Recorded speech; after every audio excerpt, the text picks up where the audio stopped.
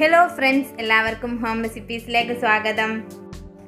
നമ്മുടെ ഇന്നത്തെ റെസിപ്പി എന്ന് പറഞ്ഞാൽ വീട്ടിൽ നുറുക്ക് ഗോതമ്പ് ഉണ്ടെങ്കിൽ പെട്ടെന്ന് റെഡിയാക്കി എടുക്കാൻ പറ്റുന്ന നല്ലൊരു അപ്പത്തിൻ്റെ റെസിപ്പിയാണ്.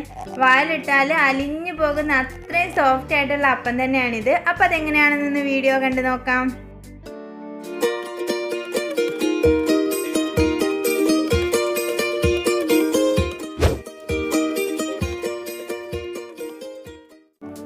അപ്പോൾ നമുക്ക് ഈ അപ്പം റെഡിയാക്കി എടുക്കാൻ വേണ്ടിയിട്ട് മിക്സിയുടെ ജാറിലേക്ക് നുറുക്ക് ഗോതമ്പ് ചേർത്ത് കൊടുക്കണം.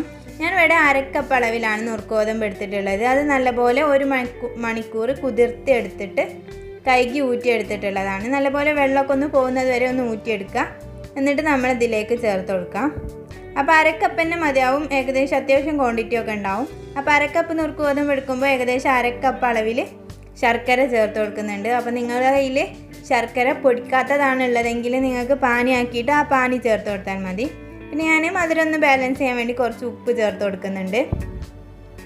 അതുപോലെ തന്നെ ഞാൻ ഇവിടേക്ക് 2 ഏലക്കായും കൂടി ചേർത്ത് കൊടുക്കുന്നുണ്ട്. അപ്പം ഏലക്കായ പൊടി ഉണ്ടെങ്കിൽ അത് ചേർത്ത് കൊടുത്താൽ മതി, അല്ലെങ്കിൽ അരയ്ക്കുന്ന സമയത്ത് നമുക്കിതുപോലെ ഏലക്ക ഇട്ട് കൊടുത്താൽ മതി.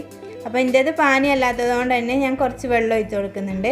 അപ്പം കുറച്ച് വെള്ളം ഒഴിച്ചിട്ട് അരച്ചെടുക്കുക, എന്നാലും നമുക്ക് കറക്റ്റ് കിട്ടുള്ളൂ. അപ്പോൾ ഞാൻ ഏകദേശം 1 കപ്പ് വെള്ളം ഒഴിച്ചിട്ട് നല്ലപോലെ തന്നെ ഒന്ന് അരച്ചെടുത്തിട്ടുണ്ട്.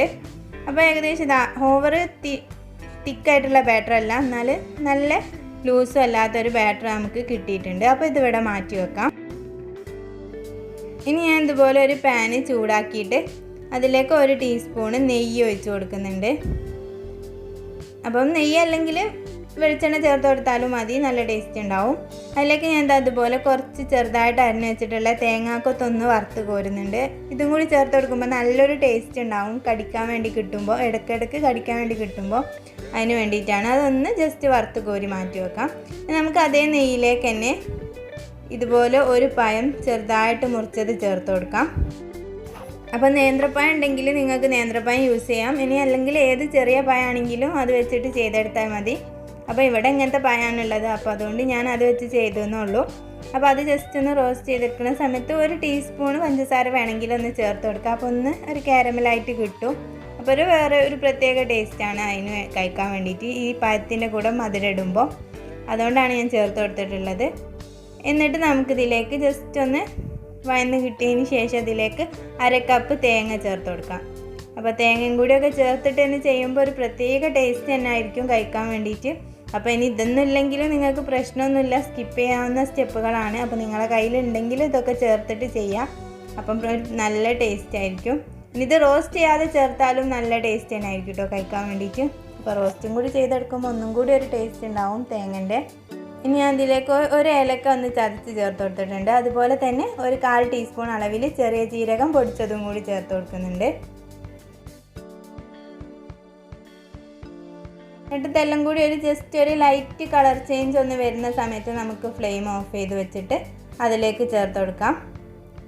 ഞാനിവിടെ ഇത് ജസ്റ്റ് ചൂടോടെ തന്നെയാണ് ഇതിലേക്ക് ചേർത്തിട്ടൊന്ന് മിക്സ് ചെയ്തെടുക്കുന്നത്. അപ്പോൾ അത്യാവശ്യം നല്ലൊരു കട്ടിയുള്ളൊരു ബാറ്റർ തന്നെയാണ് നമുക്ക് കിട്ടുക.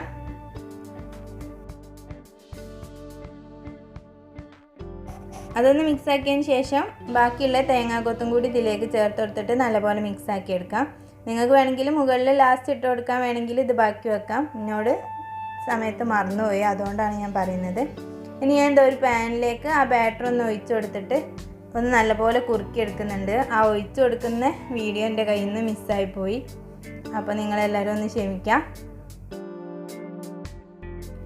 ഇത് പെട്ടെന്ന് തന്നെ കുറുക്കി കിട്ടും. ഒരു 5 മിനിറ്റൊക്കെ കഴിയുമ്പോൾ ഏകദേശം ഈ ഒരു കൺസിസ്റ്റൻസി ആയിട്ട് കിട്ടും. ആ സമയത്ത് നമുക്കിതുപോലെ 1 ടീസ്പൂൺ നെയ്യോ വെളിച്ചെണ്ണയോ ചേർത്ത് കൊടുക്കുകയാണെങ്കിൽ നല്ലൊരു ടേസ്റ്റും കിട്ടും. പെട്ടെന്ന് തന്നെ പാനിനൊക്കെ ഒന്ന് വിട്ടിട്ട് കിട്ടും.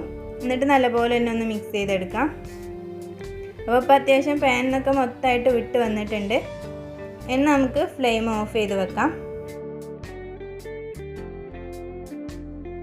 ഇനി ഞാൻ ഇതുപോലെ ഒരു പാത്രത്തിൽ കുറച്ചൊരു നെയ്യൊന്ന് തടവി കൊടുത്തതിന് ശേഷം അതിലൊന്ന് സെറ്റ് ചെയ്തെടുക്കുകയാണ് ചെയ്യുന്നത്. അപ്പോൾ നിങ്ങളുടെ കയ്യിൽ ഏത് പാത്രമാണോ അതിലൊന്ന് സെറ്റ് ചെയ്തെടുക്കാം. ഇത് ഓവർ വെയിറ്റ് ചെയ്യേണ്ട ആവശ്യമൊന്നുമില്ല, പെട്ടെന്ന് തന്നെ സെറ്റായിട്ട് കിട്ടും. പക്ഷേ തണുപ്പിച്ച് എടുക്കുകയാണെങ്കിൽ നമുക്ക് നല്ല കറക്റ്റ് ഷേപ്പിലൊക്കെ കട്ട് ചെയ്തെടുക്കാനൊക്കെ വേണ്ടി പറ്റും. അപ്പോൾ ഞാൻ ഇവിടെ ഓവർ തണുപ്പിച്ചിട്ടില്ലായിരുന്നു, അതുകൊണ്ട് കറക്റ്റ് കട്ട് ചെയ്തിട്ടൊന്നും ഞാൻ ഇതിൽ കാണിക്കുന്നില്ല, സമയമില്ലാത്തതുകൊണ്ടായിരുന്നു. പക്ഷേ കഴിക്കാൻ വേണ്ടിയിട്ട് നല്ല ടേസ്റ്റാണ്. ഞാൻ ഇതിൻ്റെ മുകളിൽ വെറുതെ ഡെക്കറേഷന് വേണ്ടി കയ്യിലുള്ള നട്ട്സും ചെറിയൊക്കെ ഒന്ന് വെച്ച് കൊടുത്തുന്നുള്ളൂ. അപ്പോൾ നിങ്ങൾക്ക് ഇഷ്ടമുള്ള രീതിയിൽ ഡെക്കറേറ്റ് ചെയ്തെടുക്കാം. നല്ല ഈസിയാണ് ഇത് റെഡിയാക്കി എടുക്കാൻ വേണ്ടിയിട്ട്. കഴിക്കാൻ നല്ല ടേസ്റ്റുമാണ്. കുട്ടികൾക്കൊക്കെ തീർച്ചയായിട്ടും ഇഷ്ടപ്പെടും. നുറുക്ക് ഗോതമ്പൊന്നും അല്ലാതെ കഴിക്കാൻ ഇഷ്ടമില്ലാത്തവർക്കൊക്കെ ഉണ്ടാക്കാൻ പറ്റിയൊരു സ്വീറ്റിൻ്റെ റെസിപ്പി തന്നെയാണ്.